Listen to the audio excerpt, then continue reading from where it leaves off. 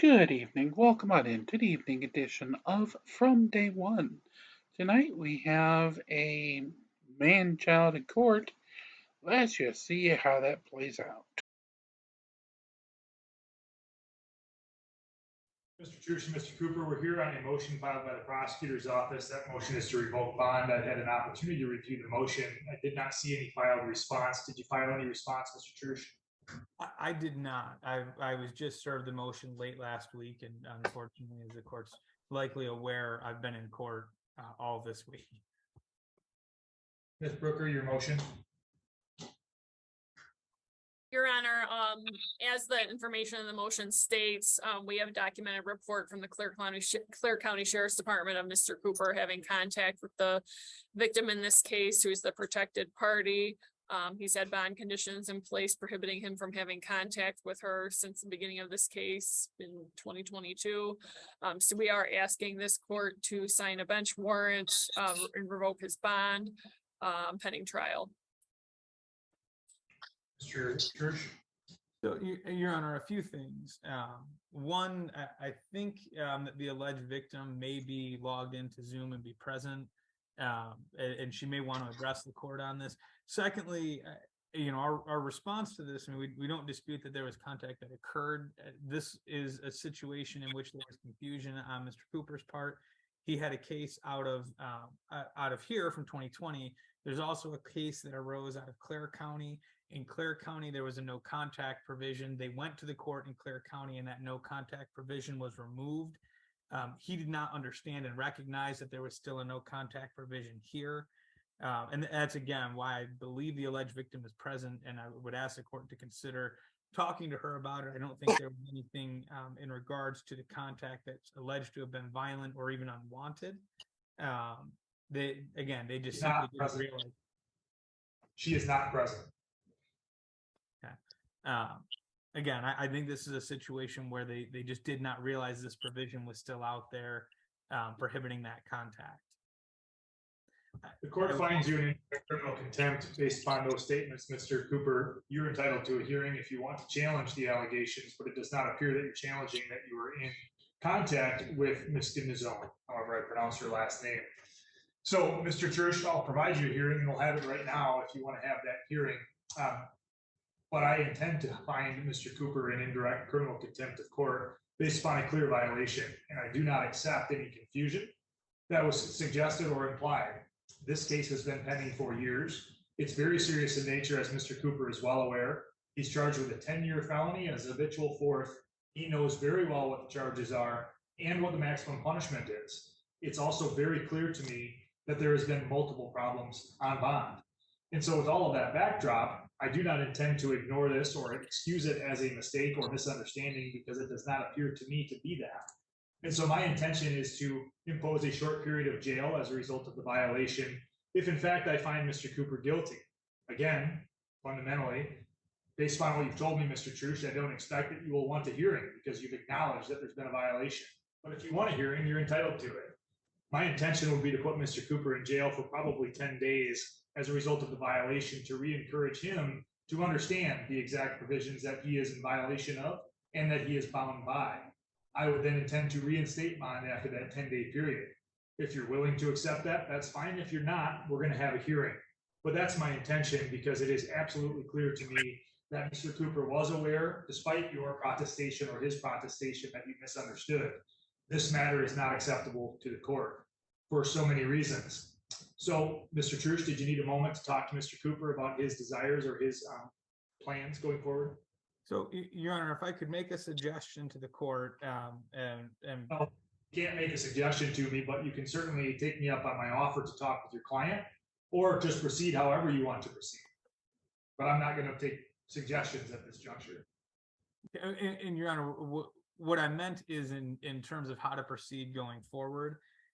It was our intentions today to offer a plea in this case, and I would suggest to the court that in terms of procedurally how to proceed, if the court would consider setting the sentencing and the contempt at the same time, I think we could address both of those matters, and it would give us an opportunity to present the court with some of the information that I think, again, not necessarily in terms of again, not necessarily in terms of the contact, but how the court should respond to that.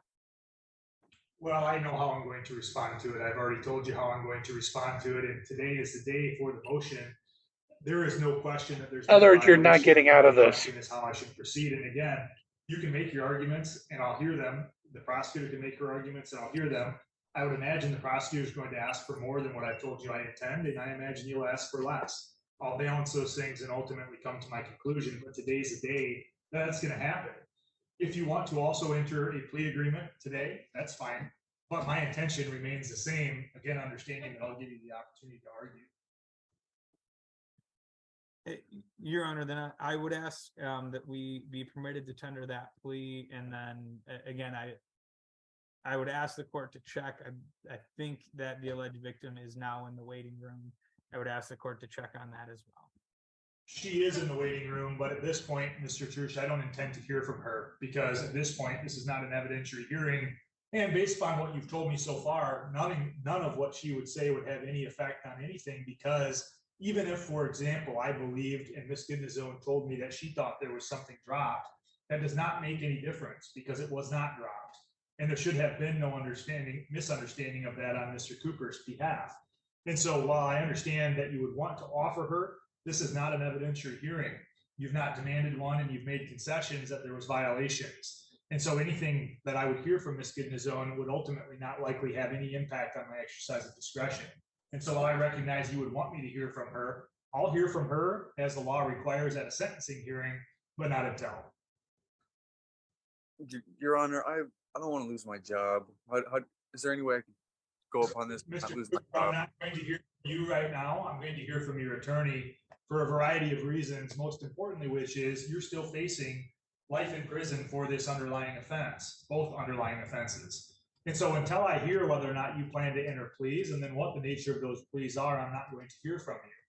I understand why you would want to be heard, but I'm not going to hear from you irrespective of that desire right now. Mr. Trush, what is the plan in terms of a plea offer that's been proposed?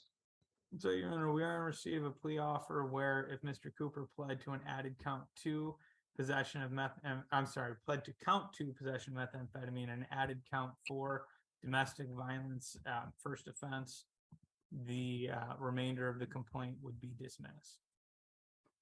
So that would be a domestic violence 93-day $500 maximum. Is that right? Yes, Your Honor. Is that right, Mr. Trush? That is correct.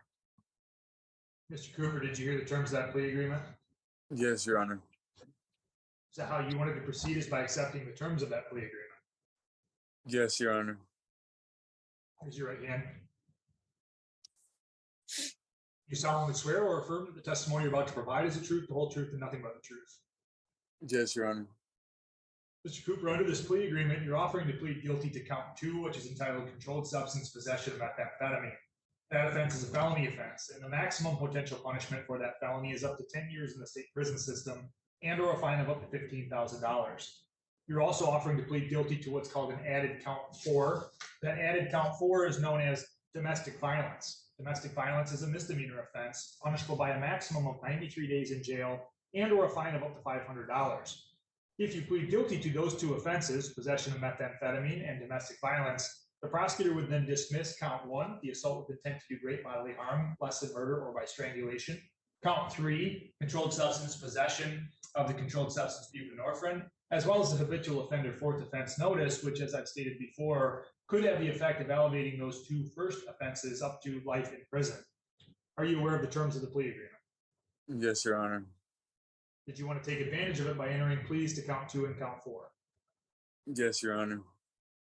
Do you understand the maximum penalties that you can face for possession of methamphetamine and domestic violence? Yes, Your Honor. Do you understand the benefit of the plea agreement that you get in having count 3, count 1, and the habitual 4th dismissed? Yes, Your Honor. If you plead guilty, Mr. Cooper, you will no longer have any automatic right to appeal. Do you understand that? Yes, Your Honor. So what that means is following any plea, your appeal rights are limited. You would have to ask the Court of Appeals for permission to appeal. It's not an automatic right. Do you understand that? Yeah, yes, Your Honor.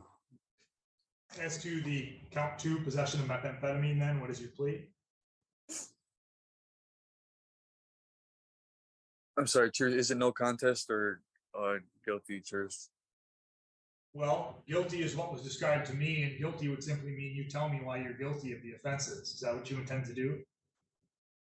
Yes, Your Honor. How do you plead to domestic violence in count 4? Guilty.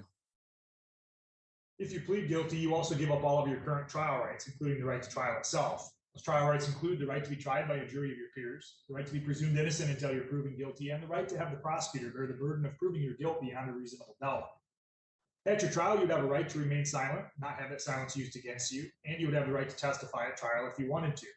Further, at your trial, you would have a right to have the witnesses against you appear and to see, hear, and question them. And you would have the right to have the court order any witnesses on your behalf to appear at trial. But if you enter a guilty plea, you lose all of those important trial rights. Are you aware of that? Yes, Your Honor. And because you're giving up your right to the trial itself, you also necessarily give up the right to challenge other things that could have happened at the trial. Are you aware of that?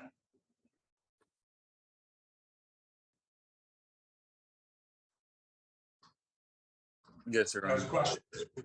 Sorry. Do you have any questions? That last warning? What was the last part? I'm cutting out. I'm sorry. Do you have any questions about that last warning that I just provided? No, Your Honor. Outside of the plea agreement, has anyone promised you anything to get you to plead guilty? No, Your Honor. Has anyone threatened you in any way to make you feel like you have to plead guilty? No, sir. Are you pleading guilty freely and voluntarily? Yes, sir. Your choice to plead guilty. Yes, sir. Court notes then that the prosecutor charges that this happened on or about February 23rd of 2022. Does that sound accurate? Yes. On that date, were you located here in Otsego County? Yeah. And on that date, did you knowingly or intentionally possess the controlled substance methamphetamine? Yes, Your Honor. Did you know it was methamphetamine? Yes. And did you have any legal authority to possess it at that time? They obtained it from my lot container, Your Honor. My question to you was, did you have any legal authority to possess it at that time? Did they gather my substance? No. Did you have any legal authority to possess the substance at that time? I believe so, sir. Your Honor, think you had I think he can hear Authority you. to possess methamphetamine? I'm sorry, I can't understand you. It's bad connection. So let me speak up then. The question that I asked is, did you have any legal authority to possess the methamphetamine on that day? No, Your Honor. I misunderstood your question. That's okay. Is it also accurate that on that date you were or had been in a dating relationship with? Yes. Did you commit an assault upon her while you were in that dating relationship? Please note I had that name bleeped out. No reason for the innocent person to go out over the internet.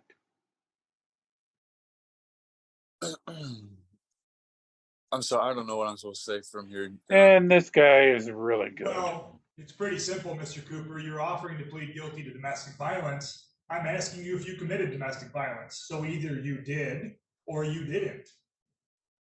I admit that there was a domestic violence, What was a domestic violence? a disagreement What disagreement? upon us being homeless. What did you do that makes you think I should find you guilty of domestic violence? We got into an argument, Your Honor. And I don't want to hear about what we did. I want to hear about what you did. I raised my voice and started yelling at her. Do you think that raising your voice is domestic violence? That's what I'm here for. Let me tell you what the law provides, Mr. Cooper. Yeah, no, that's Because not it's what you're here for, relatively Mr. clear. Cooper. And I'm relatively Your Honor, clear. The reason I tell sound rather perturbed is because I am. Because I think you clearly understand what domestic violence is and what it's not. What domestic violence is an assault. An assault cannot happen by accident. And an assault and or an assault and battery is where you physically touch against somebody's will that person. So did you do that or did you not do that? I did not touch Brooke in a harmful manner that day, Your Honor. Why you always lying? Oh my God! Stop lying. And you just lost. Mr. Cooper, because it's clear to me that you are not acknowledging that you are guilty. If you're not acknowledging that you're guilty, you can't plead guilty. And so I will not accept your plea agreement. What I'm going to do instead is issue the findings that I've already indicated, which is based upon the statements that have been made on the open court record so far, I find you in indirect criminal contempt. And what that means is I find that there's clear evidence that you're in violation of the bond order. That violation of the bond order gives the court two important and distinct possibilities. One distinct possibility is that I could cancel bond altogether. I choose not to do that. I choose instead to treat the violation of bond as indirect criminal contempt. When I choose to do that, that opens up the possibility for me to consider jail up to 93 days, but I do not consider that as the sanction. Based upon the history of non-appearances and prior bench warrants and the length of this case, based upon all of the things I've already stated, it's my view that 10 days of jail is appropriate.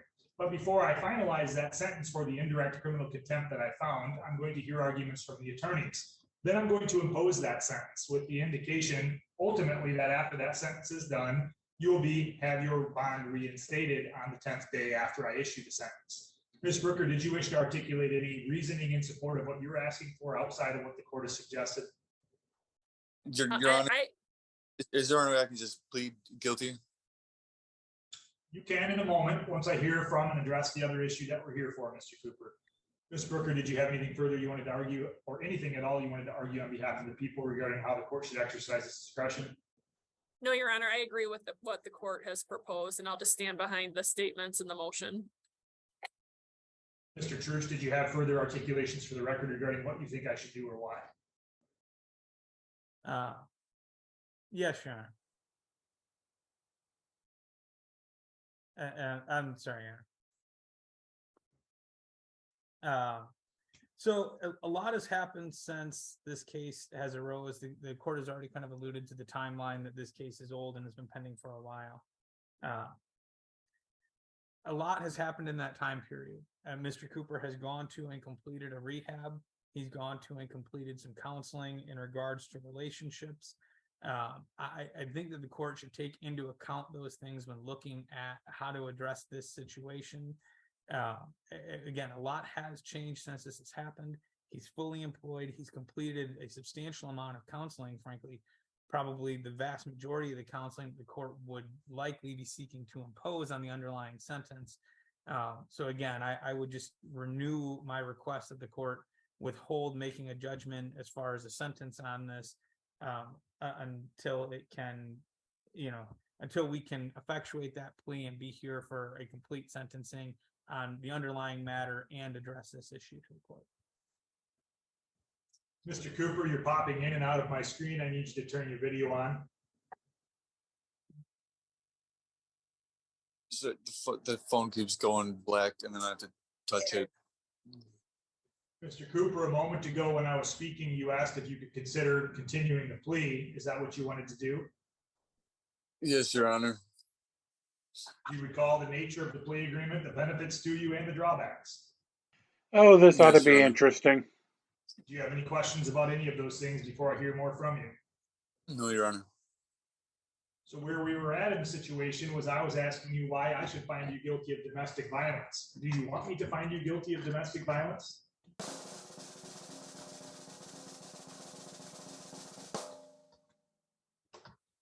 Do I want you to find me And the guilty? answer is yes, that's the Right. question. You want to take advantage of the plea agreement, which means I find you guilty of domestic violence. Yes, Your Honor. How should I find you guilty of domestic violence after what you've told me on the open court record and under oath? I apologize. It's my criminal mentality. It's almost like a reflex, Your Honor. I apologize. So you What actually lied. happened? We got into an argument and she pushed me and I pushed her away. So you're claiming self-defense? It was more of an act of aggression than self-defense. So again, you're So not. when you were actively being aggressive, is that what you mean? Yes, Your Honor. when you were being actively aggressive, did you physically put your hands on a person that you were in a dating relationship with? After a few things happened, ultimately I was trying to comfort her, but yeah, I don't believe you. it turned relatively. Mr. Cooper, we're done with the plea proceeding. I will not accept waffling. And what I mean by waffling is you not accepting responsibility for what you're telling me you're guilty of. And I don't care, Mr. Cooper, you need to stop and listen for a minute. It does not matter to me. It does not matter to me in one way or the other what you decide to do. You are entitled as a matter of constitutional principle to a jury trial, and I had it set for you. I'm going to get those dates set for you if that's what you continue to want. Or if you decide that you want to enter a guilty plea, we can go down that path. But I will never, not on this date or on any other date, accept a plea from you unless the terms of the plea are clear. And the terms of the plea can only be clear for a domestic violence offense if you tell me that you're guilty of domestic violence for intentionally striking somebody that you were in a dating relationship with, or something similar that would meet the statutory definition. I am not going to permit a record to be clouded with your definitions or your insertion of words that don't make those things clear. And so in my discretion, I'm not going to continue to. What I am going to do is impose sentence, as I've previously indicated. Your attorney is correct to suggest that I should take all sorts of things into account, and I do. More specifically, Mr. Cooper, at sentencing, I would absolutely take into account. Mr. Cooper, shut up. You've definitely not helped yourself. Because that would tend to mitigate any potential risk of harm to Ms. Goodison. But again, right now, I'm not finding you guilty of domestic violence, and I'm not finding you guilty of possession of methamphetamine. You remain not guilty on those matters because I have not accepted your pleas. That means you will decide how you want to proceed in the future. But again, based upon what is a clear bond violation, and because I found you in clear indirect criminal contempt of court, it is my order that you will serve 10 days in the Otsego County Jail. You will turn yourself in today, which is the September 6th, 2023. If you don't turn yourself in by no later than 4 p.m. today, then I'll consider that additional bond violation. And as you probably know from our discussion today, if there's an additional bond violation, then I will treat that on its own. An additional bond violation could mean that I revoke bond altogether, could mean that I raise bond, it could mean that I treat it as indirect criminal contempt. All of those things are possible and you should be aware of them. So 10 days is the order for the indirect criminal contempt. Upon the 10th day of your sentence, I will reinstate your bond, subject to all prior conditions. Do you have any questions about those orders, Mr. Cooper?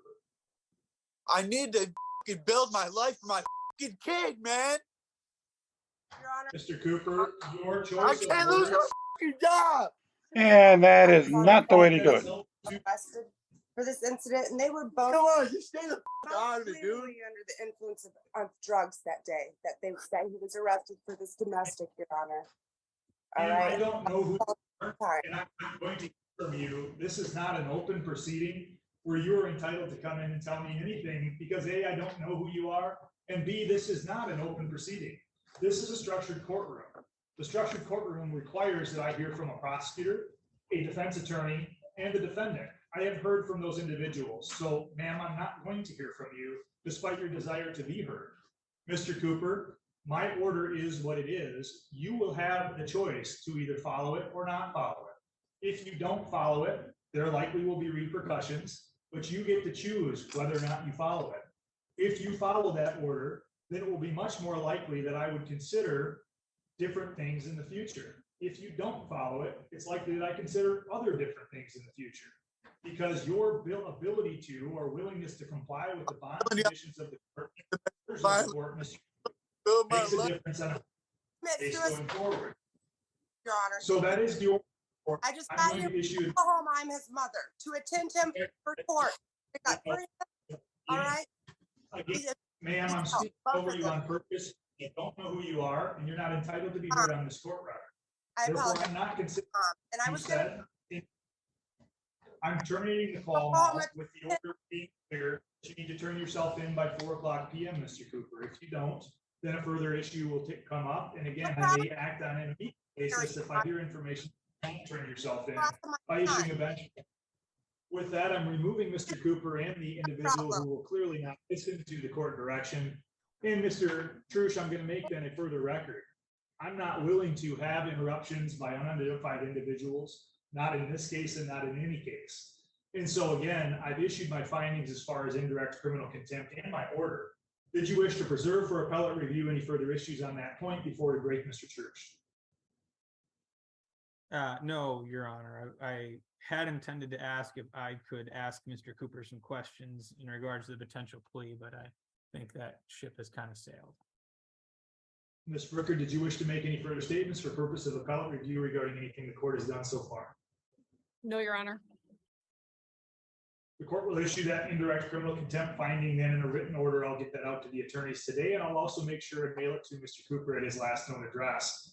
I expect that there will be reasonable follow-up between the attorneys about the jail issue that I've just brought up. What I mean by that is my order was and is that Mr. Cooper turns himself in at the Otsego County Jail by no later than 4 o'clock p.m. today.